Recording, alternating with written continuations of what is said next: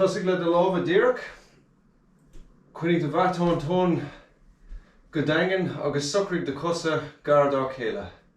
An sin anáil isteach an dul síos agus anáil amach ag dul suas. Nuair tá tú híos an seo brúigh tú féin go tapaidh ar ascaní an áit a thosaigh tú. Ag 60 second a gcuin ag obair racha mé tríd na Pointí Traenáil arís. Tosaigh le lámha díreach, Socraigh de chosa garda chéile, Coinnigh de matáin tóin go daingean, anáil isteach agus túair de síos, anáil amach agus tú ag teacht anuas. Brúigh tú féin go tapaidh agus tú ag teacht ar ascaní an áit a thosaigh tú. Cúpla second go mbeadh ag obair go dtéann.